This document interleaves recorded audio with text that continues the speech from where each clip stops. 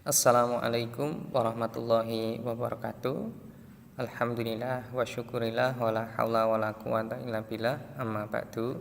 Adik-adik mahasiswa mata kuliah akhlak tasawuf yang saya hormati, kita lanjutkan materi kita di dalam perkuliahan tengah semester ini, di mana pada kesempatan kali ini kita akan membincang tentang induk akhlak di dalam Islam.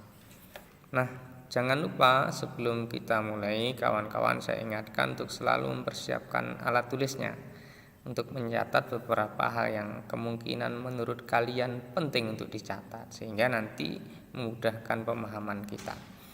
Terkecuali daripada itu, insya Allah ujian kita akan berkaitan dengan materi yang kita sampaikan di video-video ini. Nah, langsung saja kita masuk di dalam pembahasan materi tentang induk akhlak di dalam Islam.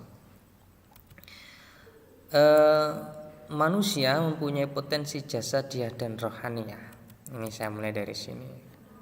Di mana dikatakan manusia yang sempurna itu jasadnya, wujudnya ada, dan rohaninya juga ada. Nah, potensi yang terdapat di dalam rohani manusia itu ada 3, yaitu akal, emosi, dan syahwat. Kok dibedakan, Pak? Ya, nanti akan terlihat pembedaannya di penjelasan slide selanjutnya. Jadi potensi rohani manusia itu ada 3. Potensi akal, kaitannya dengan kecerdasan, ya. Kemudian potensi emosi, kemudian potensi syahwat. Nah, inti dari ajaran akhlak atau pokok atau induk dari ajaran akhlak adalah manusia bisa menggunakan potensi 3 tadi secara adil. Akhlaknya digunakan secara adil, emosinya digunakan secara adil, dan syahwatnya digunakan secara adil. Penjelasannya bagaimana kita lihat di slide selanjutnya. Nah, adil sebagai inti akhlak. Adil mengatur potensi rohaniah. Jadi berakhlak yang baik itu adalah manakala di antaranya ketika manusia itu mampu mengatur potensi rohaniah yang 3 tadi secara seimbang. Misalnya di akhlak, akal harus digunakan secara adil. Kenapa? Jika tidak digunakan secara adil, manakala manusia itu tidak menggunakan secara adil atau semestinya, maka orang itu yang masuk dalam kategori orang bodoh. Orang bodoh adalah mereka yang tidak menggunakan potensi akalnya secara seharusnya. Jadi ya dinggur-nggurne akhlaki suwung, ya, istilah bahasana sekarang suwung, sehingga dia masuk dalam kategori bodoh. Tetapi kalau orang itu akalnya digunakan secara berlebihan, tidak seharusnya, ya, memang cerdas, memang jenius, tapi digunakan secara tidak adil, artinya lebih dari yang seharusnya dia gunakan, maka orang berakal seperti itu justru pengetahuan akalnya tidak membantu dirinya menjadi orang yang baik, justru menjadi orang yang buruk karena bisa menjadi orang-orang yang penipu. Nah, bagaimana Pak seandainya potensi akal itu digunakan tidak kurang juga tidak melebihi dari seharusnya? Dia akan menciptakan orang yang penuh dengan hikmah. Jadi kata-katanya santun, kata-katanya itu baik, tindakannya itu bermakna, dan lain sebagainya. Nah, itu semua dimiliki oleh mereka yang berakal atau potensi akalnya digunakan secara seharusnya. Kemudian emosi. Orang juga harus mengatur secara adil potensi rohaniah yang berkaitan dengan emosi. Kalau orang itu tidak adil bagaimana, Pak? Emosinya tidak punya sama sekali. Ya bisa jadi orang yang pengecut. Misalnya harga dirinya diinjak-injak, diam saja. Agamanya dilecehkan, dinudai, diam saja. Negaranya diganggu oleh negara yang lain, diam saja. Ini tidak punya emosi sama sekali. Seharusnya dia menggunakan secara adil, tetapi juga tidak boleh berlebihan. Orang yang terlalu emosi itu juga tidak baik, dikit-dikit emosi. Melihat orang kayaknya beda pendapat, emosi. Ya, ini bahasa Jawanya hantam kromo, ora duwe unggah-ungguh. Nah, makanya harus diatur secara adil. Nah, mereka yang bisa menggunakan emosinya secara adil, ya tidak terlalu kurang juga tidak terlalu lebih, maka tindakannya, perkataan, perbuatannya di dalam Islam itu dianggap sebagai orang yang perwira. Perwira itu disampaikan di depan tadi di slide sebelumnya ya, atau di materi sebelumnya ya, orang yang mampu menjadikan hidupnya itu menjadi bermanfaat bagi orang lainnya, diantaranya membela tanah air, mengayomi masyarakat. Itu adalah sifat-sifat atau tindakan-tindakan yang menunjukkan atau mengejawantahkan dari kata perwira.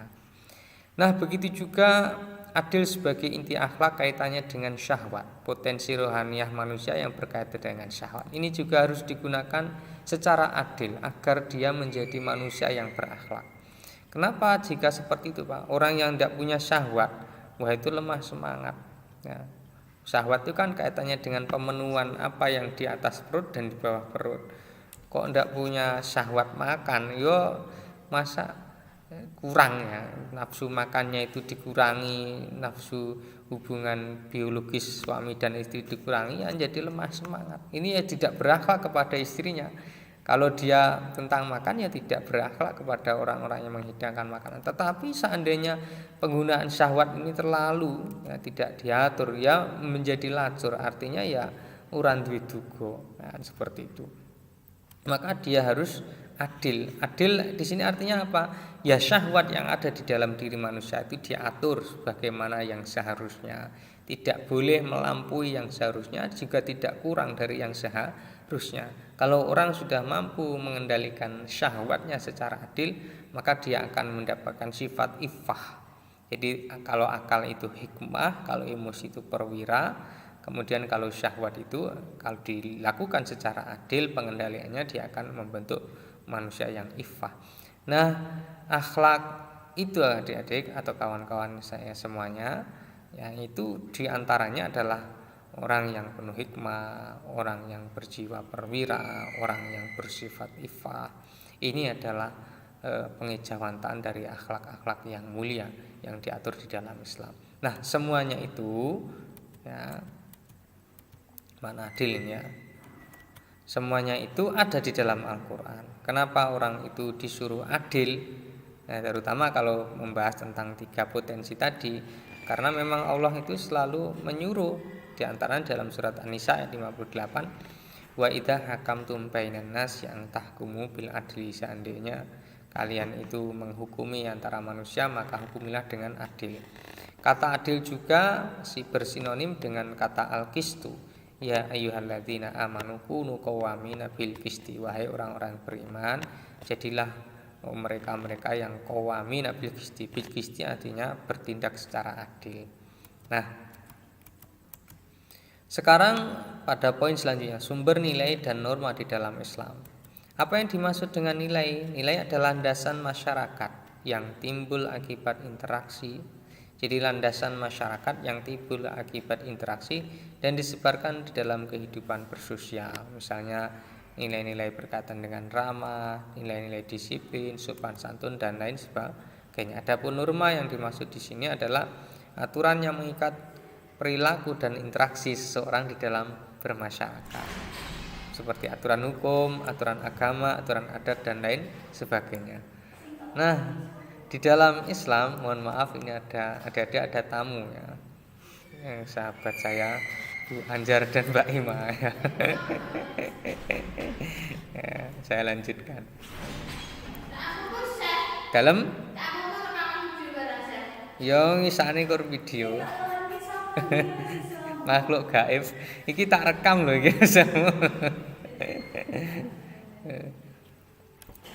Nah, sumber nilai dan norma di dalam Islam tentang keramah tamahan, tentang kedisiplinan, tentang sopan santun, tentang aturan hukum, aturan agama, aturan adat dan lain sebagainya, di mana itu semua berkaitan dengan akhlak yang dibahas di dalam Islam.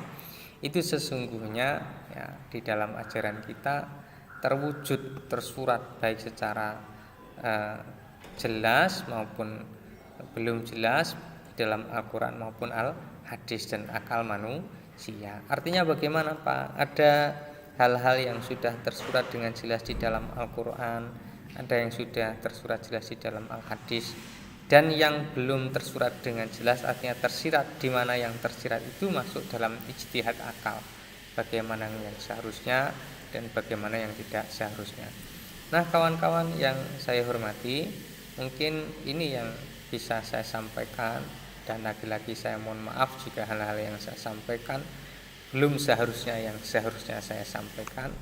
Maka hal ini menjadi kesempatan atau celah bagi kita untuk saling sharing pengetahuan di Google Classroom di bawah materi yang sudah diupload di sini. Akhirul kalam, assalamualaikum warahmatullahi wabarakatuh.